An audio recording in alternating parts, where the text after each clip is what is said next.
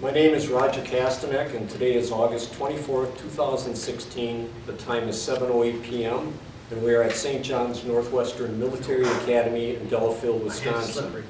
I have the privilege of interviewing Dallas Kobriger tonight, who was born in August of 1925 in Chilton, Wisconsin, and served in World War II in the African, European, Mid-Eastern Theater from November 1942 to February 1946. Dallas was a fireman first class in the Coast Guard and served on a destroyer escort performing anti-submarine warfare and convoy duty. This interview is sponsored by the Bell Tower Memorial.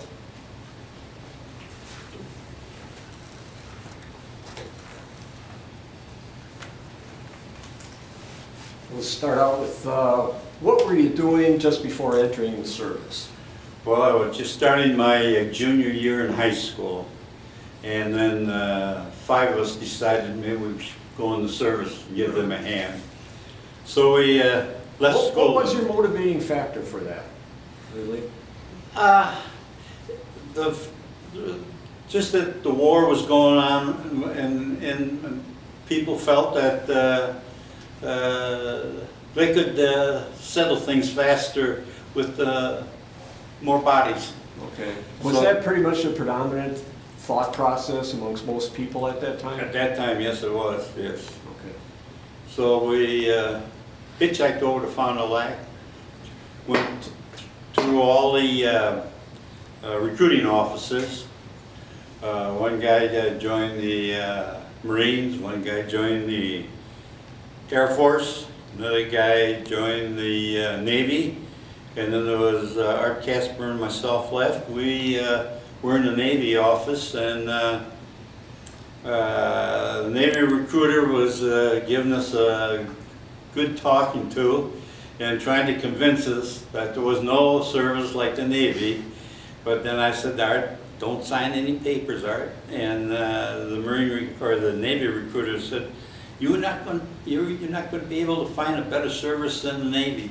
So I said, there's one other place we haven't gone yet. There's a place over there called the U.S. Coast Guard.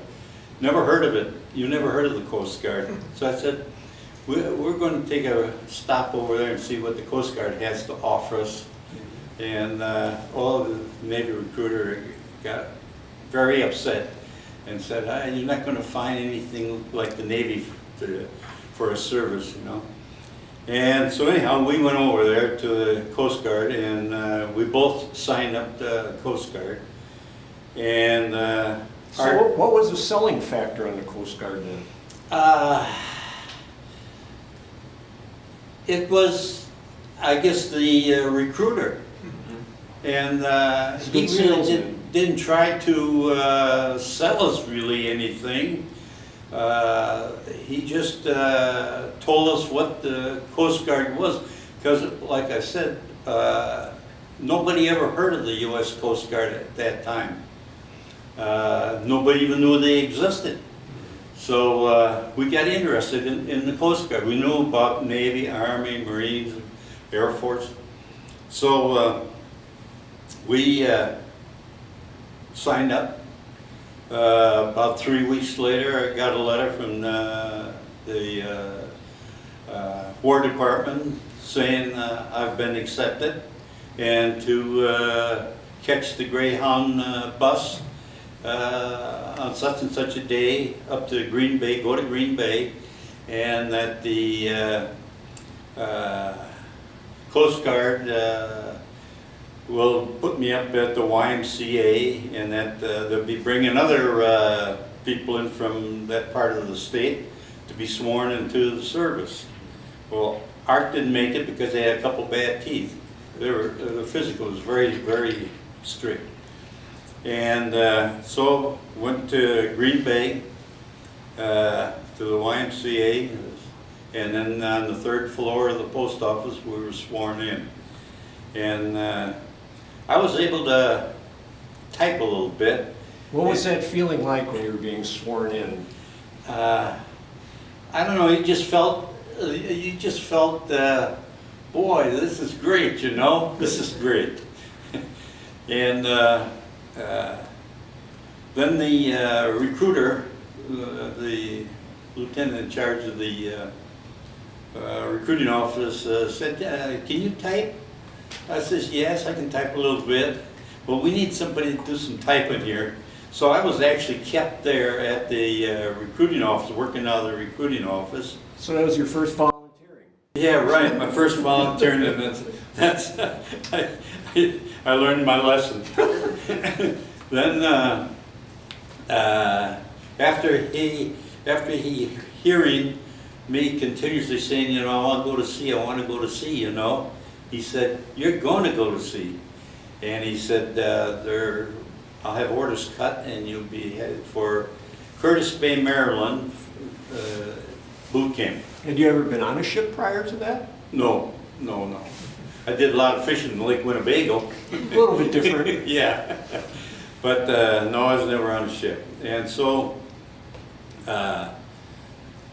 we went to Curtis Bay, Maryland, went through boot camp. And then after we got out of... Let's talk about boot camp a little bit. Okay. How was that as an experience, or I guess what was the toughest thing adapting to in boot camp, other than being away from home? Well, for me it really wasn't that hard. I had a very strict father, and I come from a very strict family. And I had boot camp at home. But boot camp, you got to learn and you got really educated, you know, what the other part of the world was really like besides at home. You had to follow orders right to the T, and your leaders in boot camp, even though they were enlisted personnel, you as a person didn't know what authority they really had, but they had a lot of authority they took upon themselves.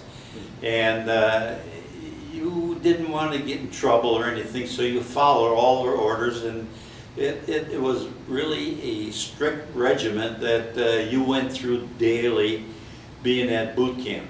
Did you find that most people, guys, you were all together and you were functioning as a team? I mean, Oh yes, yeah. You had to function as a team, or Right. you suffered the consequences. So, that meant losing out, either getting out of working in the mess hall, or going on some type of duty that you didn't look forward to wanting to do. What's so bad about working in the mess hall? Well, you have to get There's up. food there. Yes, but you have to get up early in the morning. You got to be the first people up. We had our company had mess hall duty, and we were supposed to get up at 3 o'clock in the morning. But the person that was supposed to get us up at 3 o'clock in the morning didn't get us up at 3 o'clock in the morning. So the alleyway was lined up with personnel waiting to get in the mess hall, and the mess hall wasn't ready for the people, and the cooks weren't ready to feed them until somebody came into our barracks and turned on the lights and said, "Hey, everybody out of here, over to the mess hall. That's where you're supposed to be, and do your KP." So that's where we ended up. But we kind of suffered for it because that was upsetting the whole regiment of boot camp at that time. And we found out we didn't want to scrub no more pots and pans. We wanted to get in there and get out of there as fast as we could. Where did you go after basic Okay, training? then after boot camp, went up to Boston at the receiving center, and from the receiving center I went to Block Island. And during the World War II, there was a lot of espionage agents being landed, coming off of submarines and being landed on the East Coast and filtrating into the United States. Our duties at that time then was we went out in pairs in a dog, and we would walk a certain patrol. The island was surrounded by Coast Guardsmen 24 hours a day, and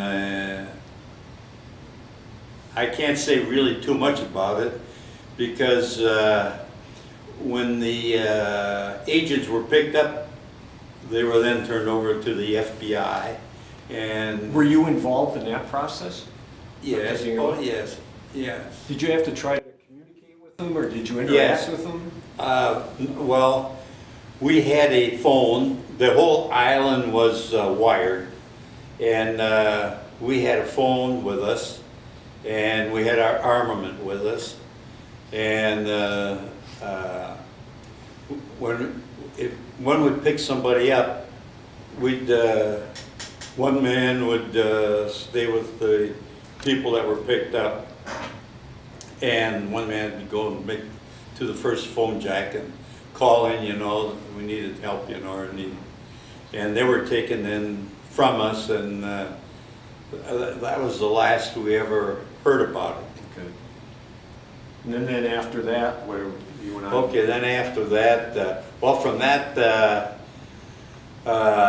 I went into Newport, Rhode Island, and I was on a small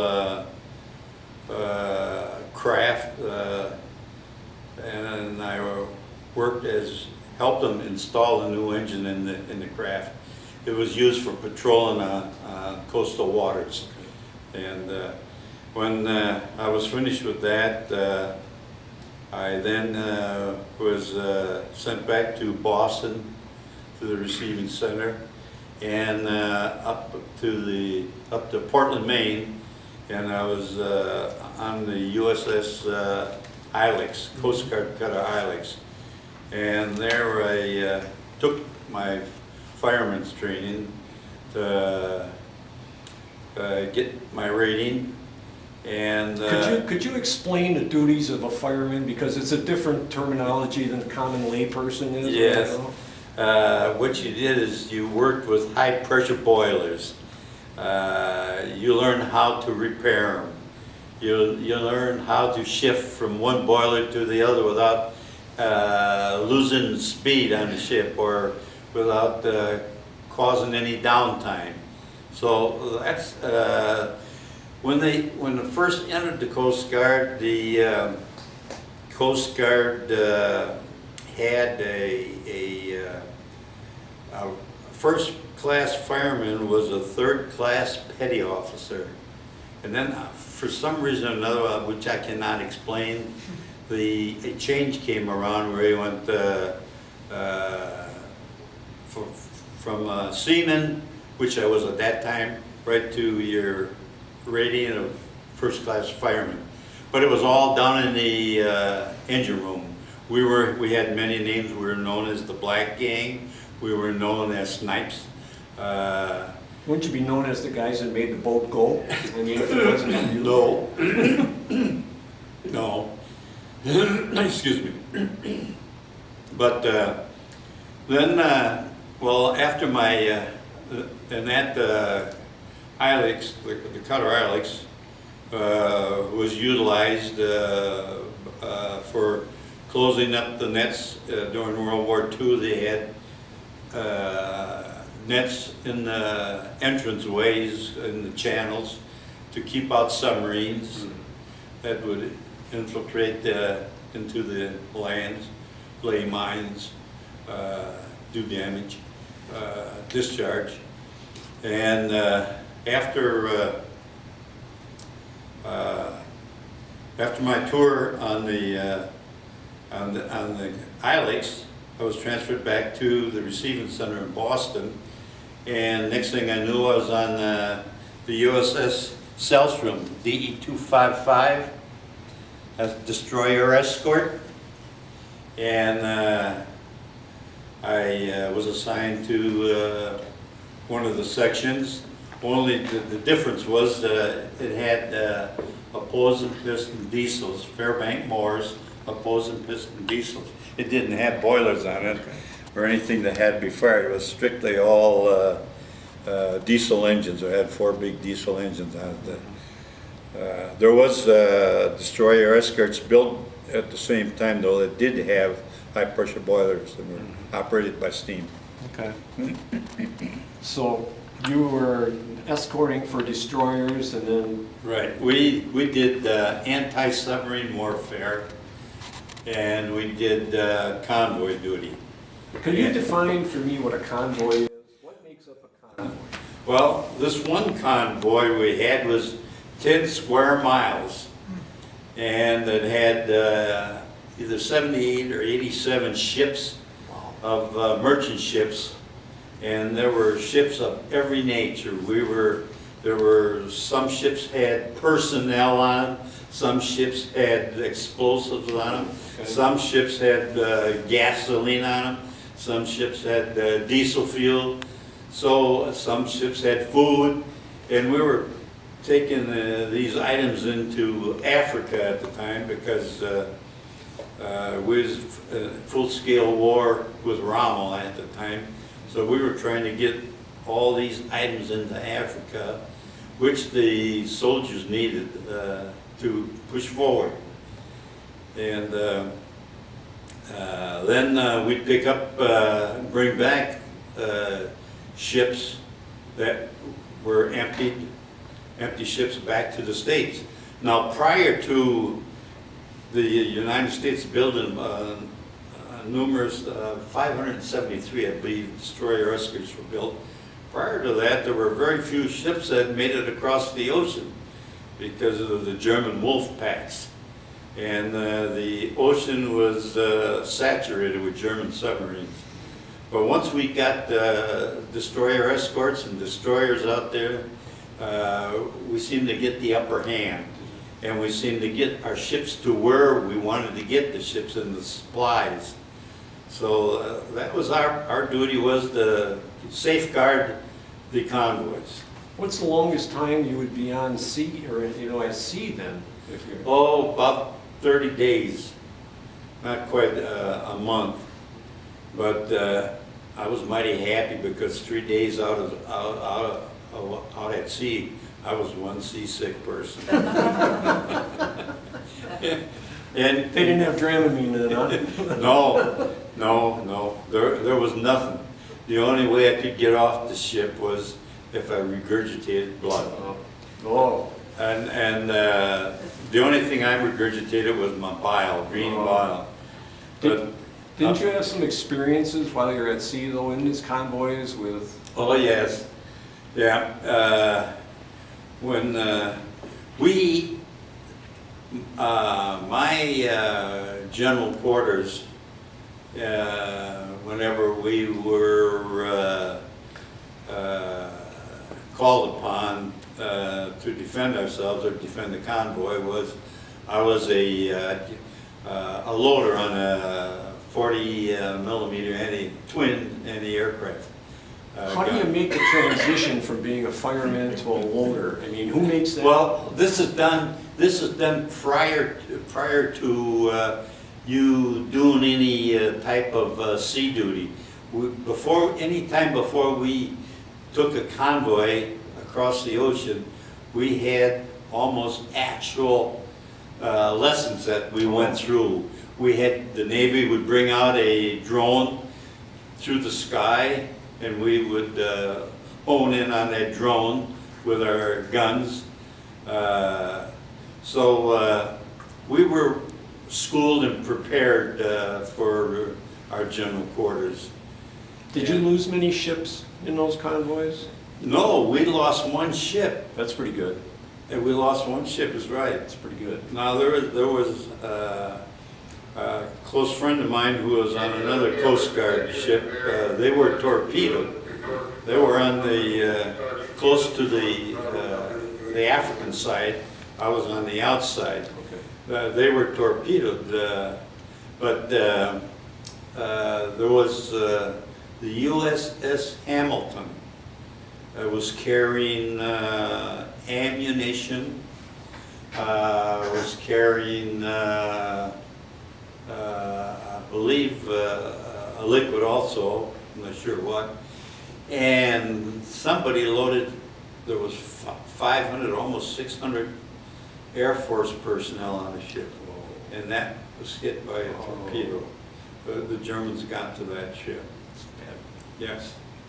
Weather conditions. Oh, weather conditions. Every day was sunny and balmy? No. We had rolls, 40, 50 degrees our ship would roll over. And you're wondering if you're going to come back up or you were going to tip over all the way. We'd get down in those troughs. We'd be up maybe 30 feet in the sky or 40 feet in the sky, and all of a sudden there was nothing underneath you. And you'd just drop down in that trough there, and that ship would just shudder, just shake.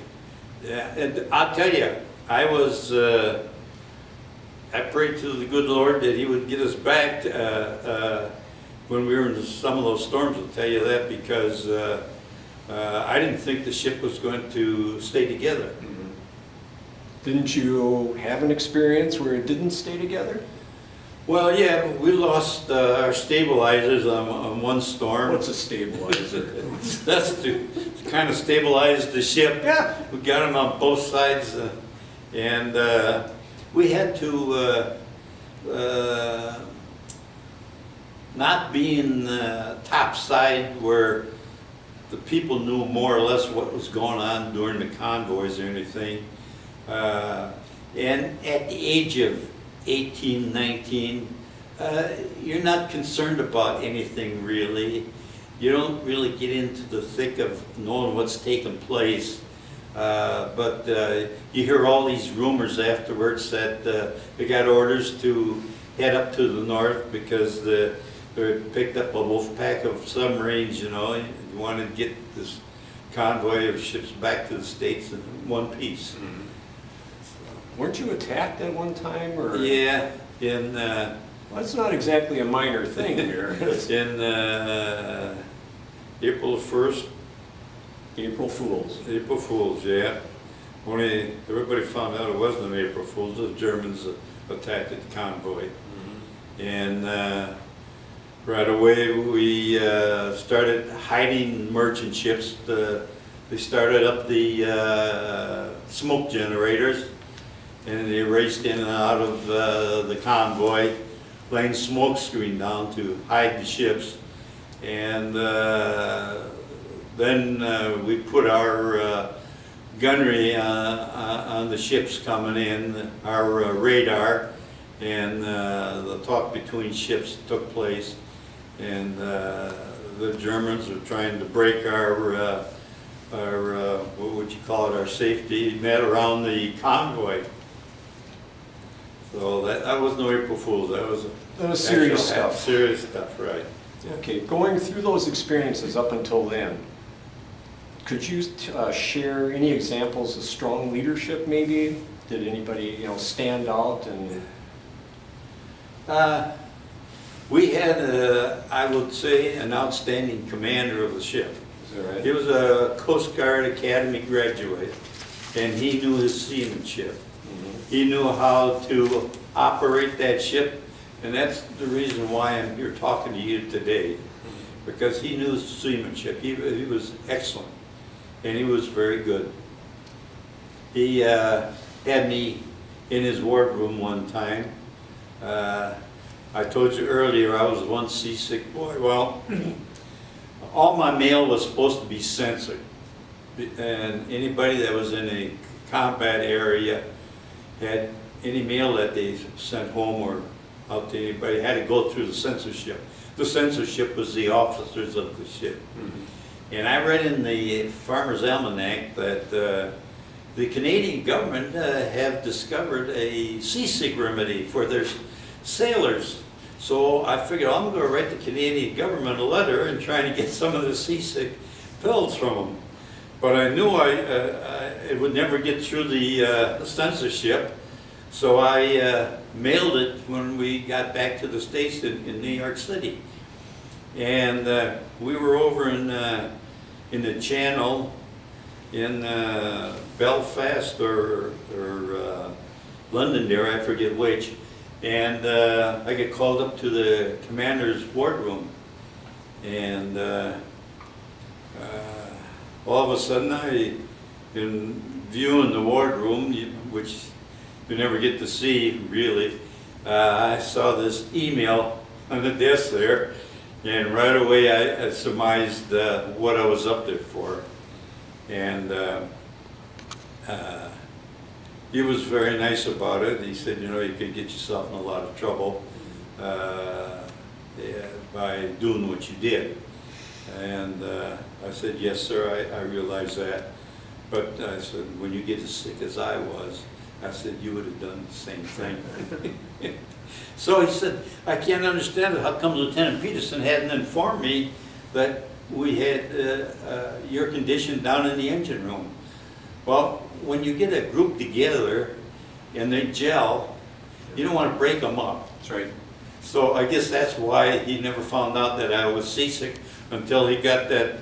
I think the FBI intercepted my email and sent it back to the Coast Guard, and the Coast Guard sent it back to him.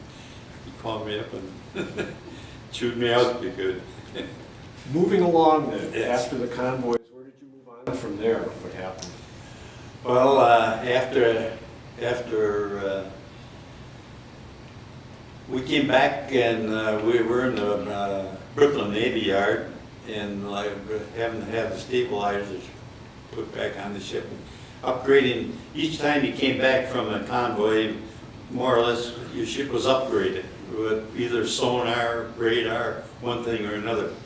And so the port side got 2 weeks vacation or leave time, and then the starboard side got 2 weeks. We were going to be there a month or better. And I came out home and enjoyed myself, and then on my way back, I took my mother with me down to Chicago. I wanted to show her what the big cities were like. And at the hotel that night, I got deathly sick. I got paralyzed, like with my body. I don't know what from. And I ended up going to the Naval Hospital, Great Lakes Naval Hospital.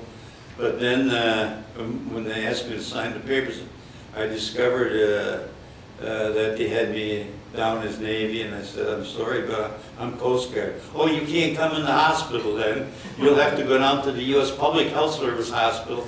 So they loaded my mother and I back in the ambulance and took us down to the U.S. Public Health Service Hospital. And I was there for 4 or 5 weeks, I forget which, because they felt I might have picked up some kind of germ or something when we was in port over in the African side. And so all in all, I was there for about 4 or 5 weeks, and then as I got well, I got a message that I was discharged from the ship. My personal belongings would be at New Chambers Street in New York City, and that's where I was to report when I got released from the hospital. And then I got to New Chambers Street. Well, I was supposed to get back on the ship, but the ship had just left for another convoy. And when it came back,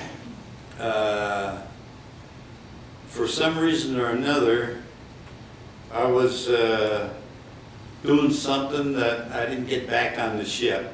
It left again. So then the following month, I heard while I was there, I was put in charge of the laundry on the 9th floor. I was put in charge there, and I then found out that if I put in for radio school, I wouldn't have to. That's one thing that would get me off of the ship. Oh, now you wanted to get off the ship. Oh, now I want to get off. I'm still seasick, you know. So I put in for radio school, and sure enough, I got orders in to report to Atlantic City, New Jersey, where the Coast Guard had taken over a hotel, and it was nothing but schools. And I started in with going to radio school. And of course, I was totally unaware that they had a big shortage of radio operators on LCIs and LSTs, Yeah. which would have been used for the invasion of Japan.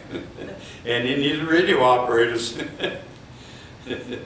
So I was very happy when they dropped the first bomb on the 6th of August. And it was, Isn't that connected with somebody's birthday? that's connected with my brother's birthday. He was in the U.S. Air Force. He was a bombardier navigator on a B-17. He was escaping out of Italy.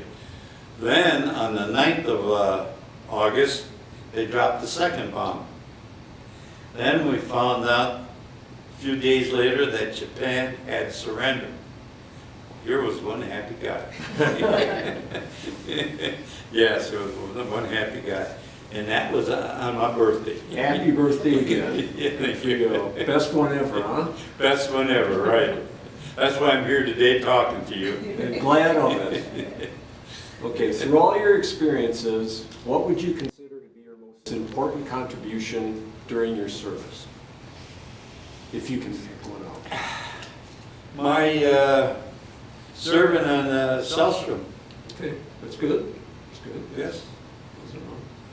It was that ship, that destroyer escort that put in more or less to the wolf packs, the German wolf packs in the Atlantic Ocean. They got the better of the submarines finally.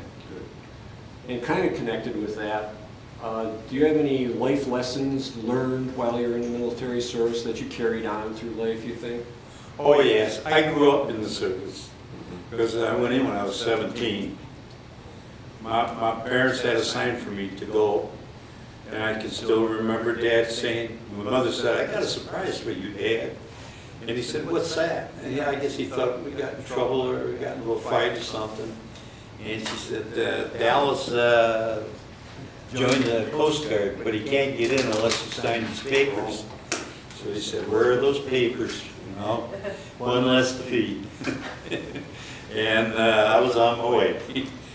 Could we spend a little bit of time talking about your hat? And there's got to be some stories Oh, involved in yes, that. yeah.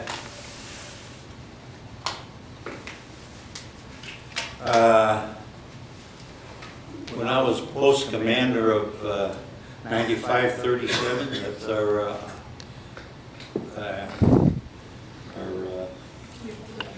VFW post, 9537. I was selected as one of the, and our post, of course, was selected as one of the outstanding posts in the state of Wisconsin, 1995 and 1996. Excellent. And these are campaign ribbons that I received, except the last one here is from, I received when I retired from my work, which was with the 86th Army Reserve Command. I received that from the Army. I was an equipment specialist with the Army, and I set up maintenance shops in the state of Wisconsin. Okay. All right, in closing, this has been an interview with Dallas Kobriger regarding his service during World War II in the African, European, and Mid-Eastern Theater. My name is Roger Kastanek. The time is 7:42 p.m. Thank you for the privilege of interviewing and most certainly for your service. Thank you, Rod.